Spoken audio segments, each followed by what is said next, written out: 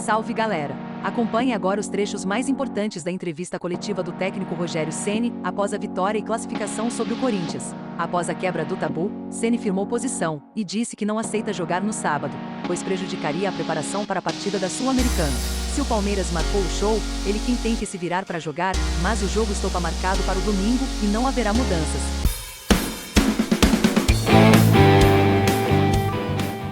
Técnico Rogério Ceni, após a vitória por 2-1 sobre o Corinthians e a classificação para a final do Campeonato Paulista. Boa noite, Rogério. Guilherme Pradella, da Rádio CBN. Queria ouvir qual o plano que você bolou para essa partida. A gente viu o Wellington jogando como lateral esquerdo hoje. Você sempre cita que não gosta de colocar Rafinha e Reinaldo contra times que propõem mais o jogo. Hoje você escolheu o Wellington, foi premiado até com gol. E a gente viu um São Paulo que basicamente anulou o Corinthians marcando a saída de bola. Queria que você falasse então sobre essas duas questões e sobre o plano que você imaginava, se ele seguiu do jeito que você imaginava durante o transcorrer do jogo.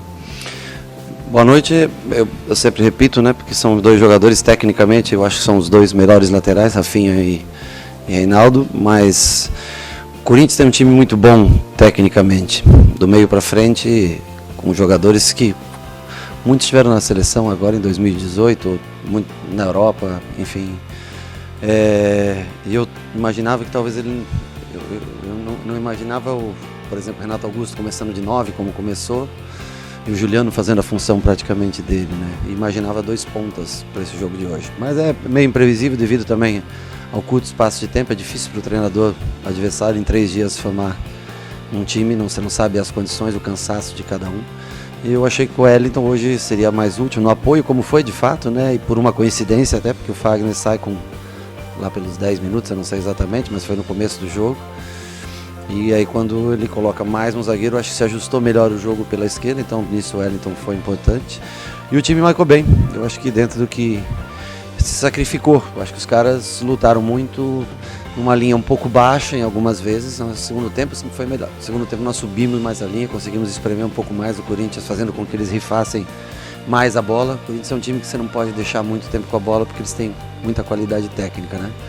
Eu acho que nesse sentido o time foi bem. O começo de jogo, nervoso, clássico, não foi um jogo bonito no seu começo.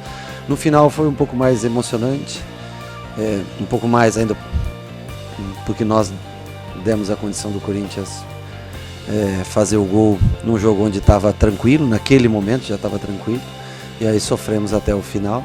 Mas como um todo, Igor Gomes muito bem na marcação hoje, Alisson muito bem na parte tática, Pablo uma outra partida muito boa do Pablo, e Nestor, enquanto teve fôlego, também fez a sua função, além do Éder, que ajudou muito na marcação no meio campo hoje, dentro do que a gente planejou. Eu acho que as coisas saíram relativamente bem. Rogério, boa noite. Marcelo Lima, Energia 97. O ano passado, eu me lembro que você fez uma coletiva externando um momento difícil porque passava o clube, etc e tal, e eu te fiz uma pergunta fazendo uma alusão ao Fortaleza, que você pegou aquele time com menos estrutura que o São Paulo, com menos dinheiro que o São Paulo, e o transformou em um time competitivo. Se era possível você fazer isso pensando já em 2022 no São Paulo, com as dificuldades naquela época. E você me disse que se você tivesse um elenco equilibrado, sim, você conseguiria fazer um time competitivo. Com as peças que chegaram, com o São Paulo confirmando a sua vaga aí na final do Campeonato Paulista, sim, você conseguiu fazer um time competitivo? Eu acho que competitivo, sim. A diferença entre o Fortaleza e o São Paulo, o Fortaleza era um time sem dinheiro e com poucas dívidas. Nós temos um time hoje, infelizmente, sem dinheiro para novas contratações ou contratações de expressão. Todos os jogadores que vieram foram jogadores ou em fim de contrato, ou jogadores onde o clube não desembolsou valores por contratações, e sim valores salariais, que aí eu não sei o valor de cada um. Mas a diferença foi essa, que o Fortaleza tinha poucas dívidas, o São Paulo hoje tem muitas dívidas, e a única maneira da gente recuperar um pouco essa situação é lançando muitos jovens que possam, infelizmente, deixar a gente no futuro, mas que possam recompensar o clube e fazer com que o clube entre num trilho de mais organização, de dívidas menores, de poder fazer acerto, como eles já estão tentando, se esforçando para isso. Agora, é exprimido, é difícil. Alguns jogadores, como a gente queria, nós não conseguimos trazer. Hoje nós, por exemplo, só 3 zagueiros praticamente à disposição, né, com a Arboleda estando fora. Mas nós vamos batalhando, eles são trabalhadores, os caras têm muito mérito deles, muito mérito dos jogadores, o que eles estão fazendo dentro de campo, a dedicação, a firmeza, a pegada do time. Era a única maneira que a gente podia vencer o Corinthians, era dessa maneira. Hoje o Corinthians, em matéria de talento, nome, qualidade, experiência, ele tem mais que o São Paulo, mas nós conseguimos igualar isso na força física dentro do jogo.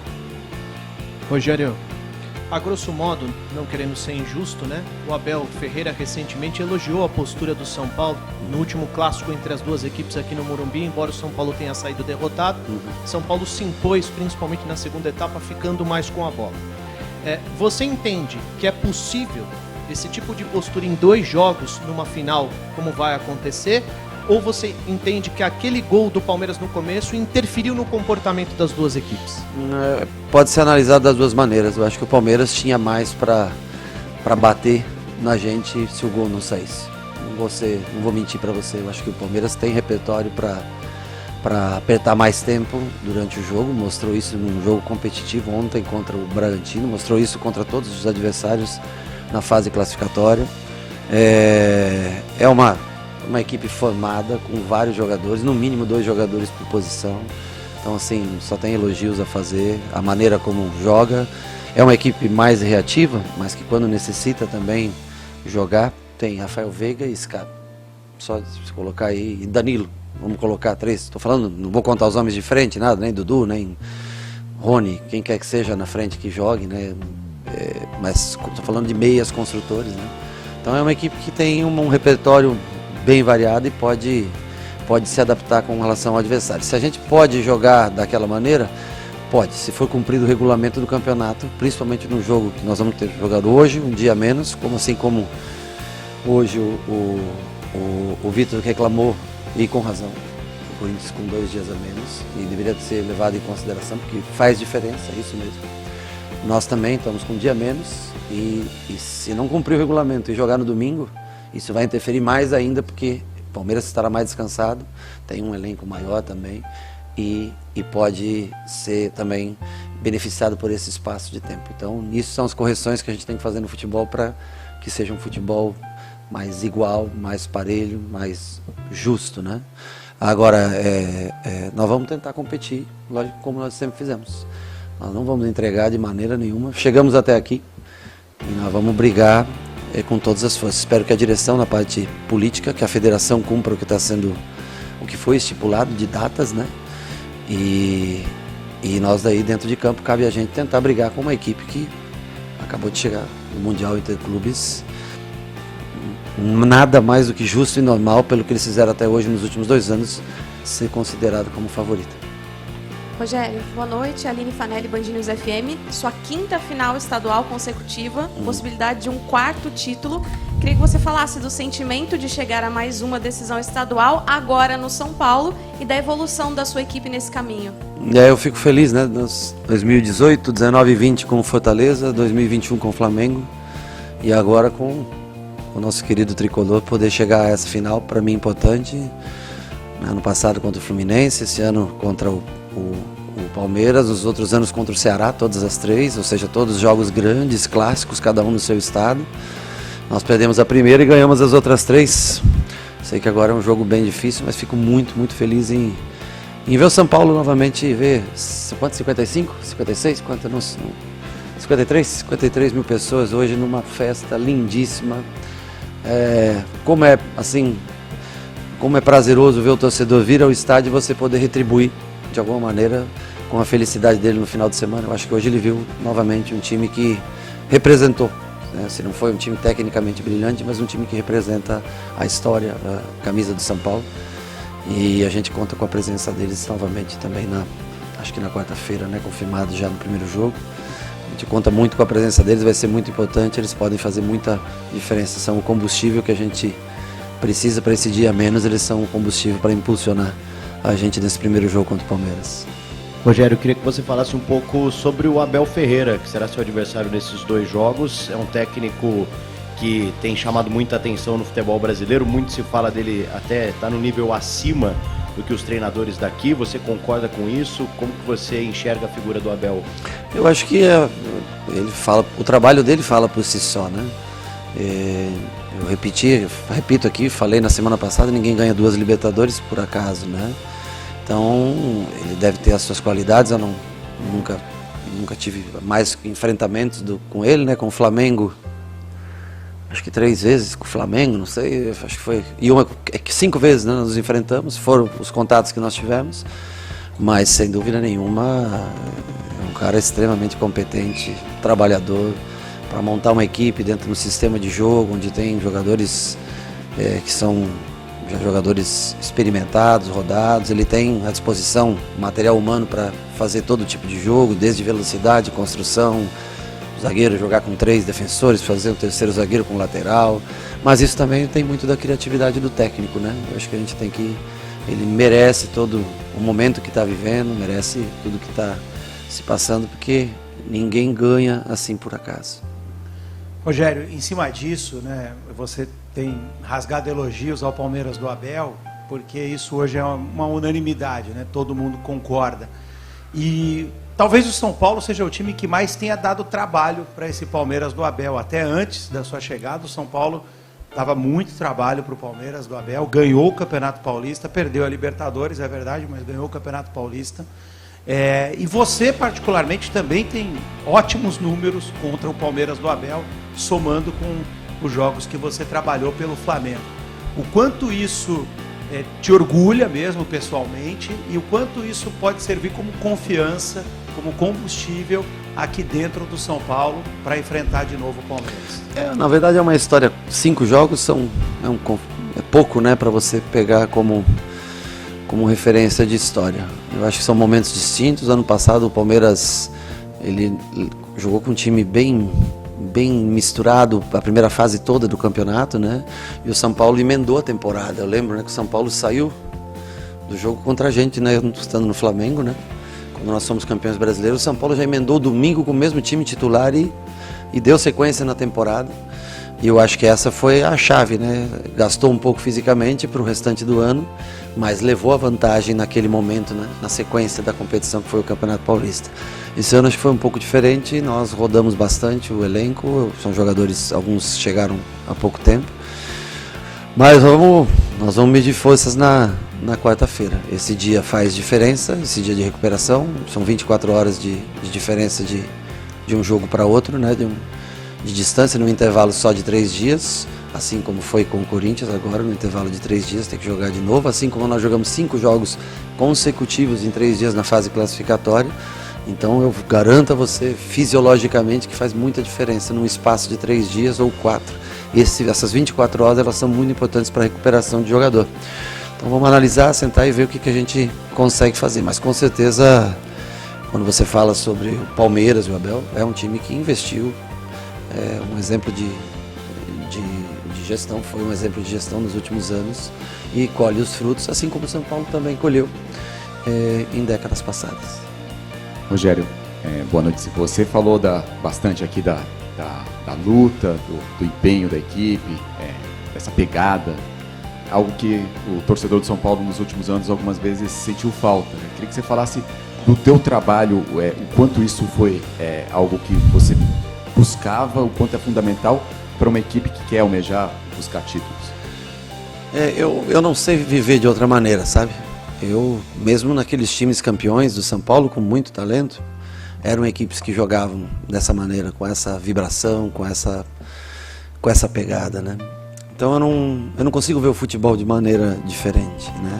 Os 3 anos em Fortaleza foi assim, né? Um clube que saiu de uma estrutura praticamente do zero para hoje estar jogando contra o River Plate na Libertadores e prestes a ganhar mais um título estadual, Então, assim, eu vivo futebol, eu entendo que o futebol tem que ser dessa maneira, que o talento, ele é muito importante. O time talentoso, ele ajuda muito. O Flamengo, campeão brasileiro, era um time extremamente talentoso. Mas o talento não faz com que você abra a mão do comprometimento diário, do treinamento, da parte física, da parte tática. O talento é um bônus que vem e que ajuda muito você a vencer. Mas ele não precede o esforço e o trabalho diário.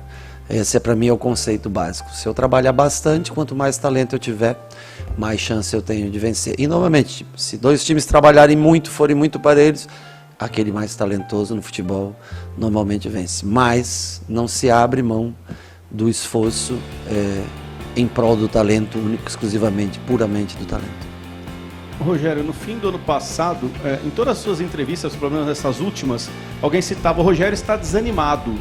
O quanto você está animado agora com a final do Paulista e como foi reconquistar o torcedor que ficava meio desconfiado quando você chegou?